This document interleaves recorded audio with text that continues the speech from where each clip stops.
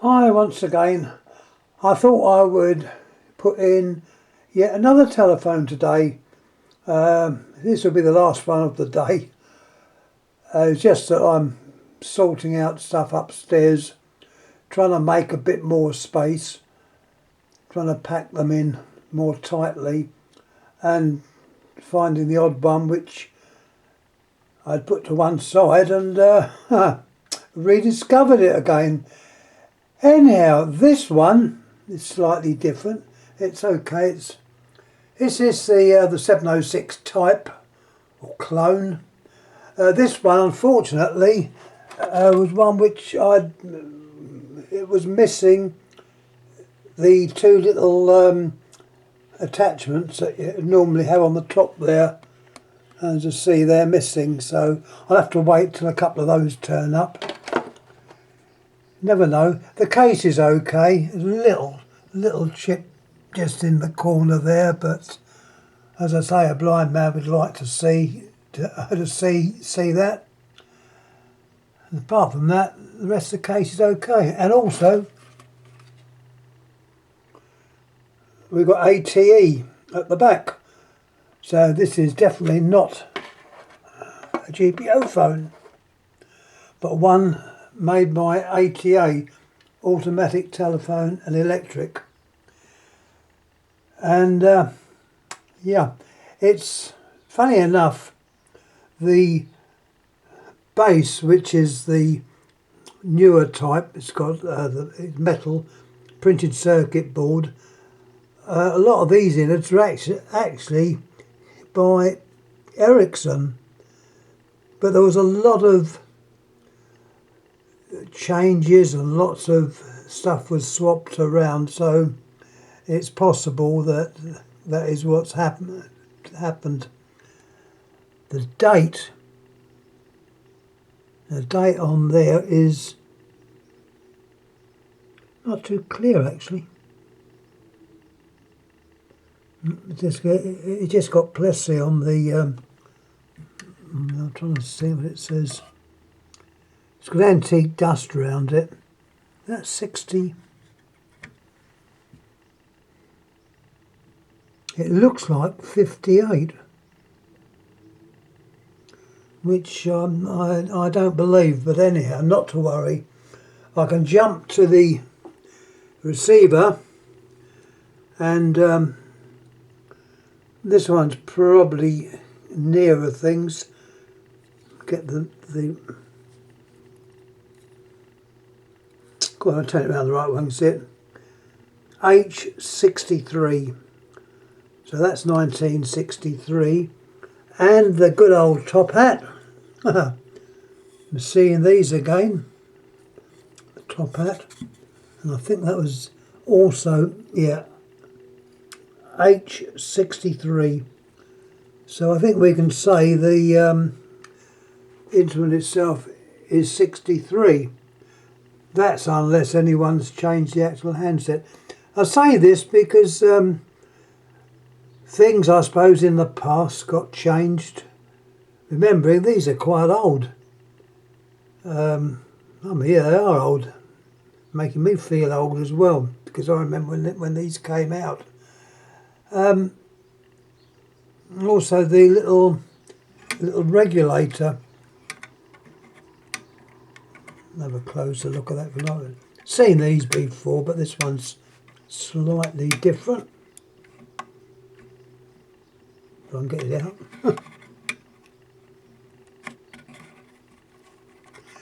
One disadvantage of having only one pair of hands.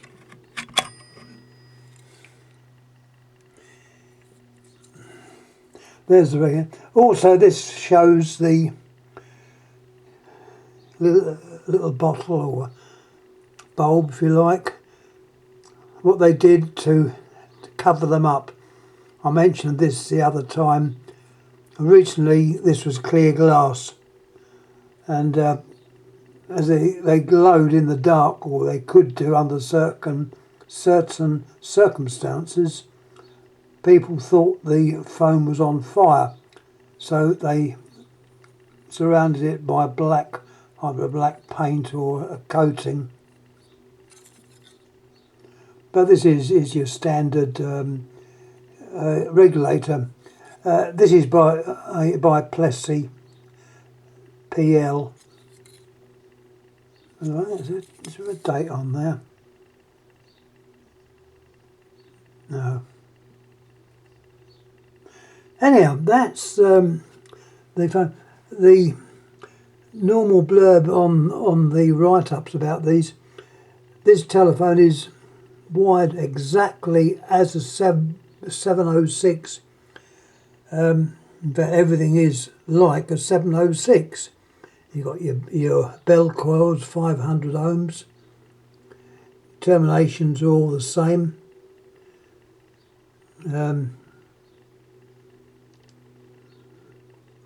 But it is a bit of a mixture.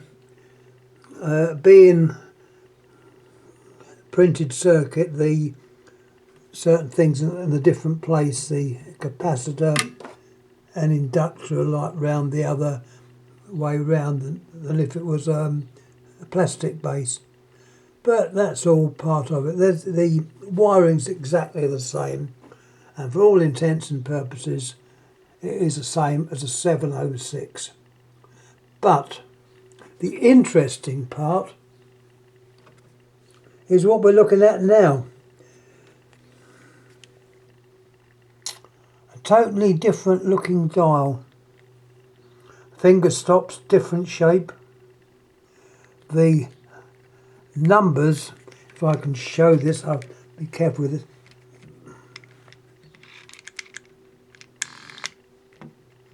They go round with the as you dial.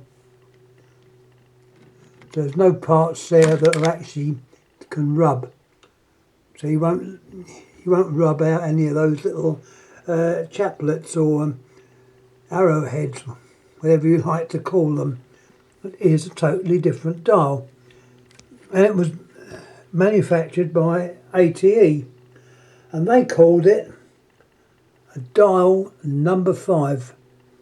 And looking at it, it's not the same, but it's similar to that dial on the Autophone and the Pi phone, but not the same. Where the similarity lies is, I'll point to it, a little wheel there, and it doesn't actually, the contacts are not between it, they're raised up and down. I can show you it going around, difficult to say with one hand.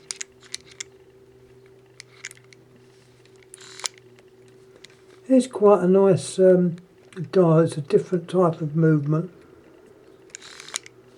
And for ATE it's unusual because you normally get the automatic electric type dial, but this one is certainly not reminiscent of that dial at all. But I can explain how it works, or hopefully how it works. You've got the bunch of contacts, which when you operate the dial, a set of contacts are moved. It's hard for me to explain, but that little white piece which you see there actually runs over, if I can show it, it's got like a toothed piece to that which goes in between those contacts, and as it goes in it makes the contacts change.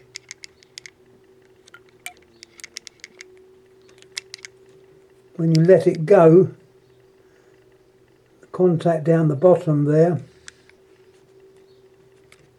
engages with the wheel as it goes round. As I say, unfortunately I've only got one pair of hands, which makes it a bit difficult, but the wheel itself is movable, but then it comes back and operates on that spring, as you can see it opening up. And the other thing is, which is similar to the Autophone type dial, is that it builds up speed, so you get an extra pulse. You dialing 1, you'll get 2 pulses, but 1 pulse is masked by the off normal springs, and that is so it reaches the right speed, so you get good, clean, correct speeded dial pulse. Well made, made of metal, brass. The only bit of plastic in it is what I can see is that little white piece in the middle. The wheel might be plastic or Paxolin. But yeah, it's a well-made. It is a well-made dial. You've got your speed controller there. It's nice to notice that the covering you can leave on and take the wires off. That is different as well. And you've got the make on there, I think. Did it say the make? Yeah, got the name on there as well. ATE. Funny enough, I've got another one of these phones which is actually in use. It's in the hall, and that one's got amplifying receiver. And that's a bit of a mystery as well, because the number on the plastic base is for an Ericsson or Plessy phone, but it's certainly got this type of dial, and it's got the ATE name on the back of the case. So there could have been at that time cooperation or what's it between the companies. I don't know whether ATE and Plessy were joined up at some time, or ATA and Ericsson. These are all names within the telephone business, and they all worked very much together. And as I say, a lot of these phones, well, the 706 phone was made to be interchangeable, so one part from one maker would fit any other phone within that 706 range, and that was made for that. So that was it. Anyhow, that is more or less all I've got to say on here. I'm waiting to pop down to the greenhouse to have a look at the plants and the seedlings. So I thought I would show you this little dial and phone. As I say, the main difference from that being a 706 is the dial. Why they use this dial, I don't know. Why they didn't use their normal automatic electric type dial, where the finger stop and 0 are spaced. Not in this case. It's interesting, and as I say, a well-made dial, and one that looks like it will stand up to a lot of use. Anyhow, thanks for watching. Any comments please make. As I say, I'm learning things all the time and finding different odds and ends upstairs. I've only really, of late, just more or less concentrated on the 706 style telephones.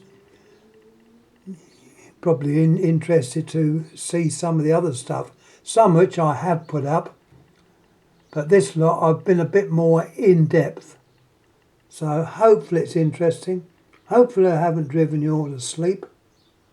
And I'm going to pop this up on YouTube. Once again, many thanks for watching. Any questions please ask. I'll try and get an answer to you. Thanks again. Thank you.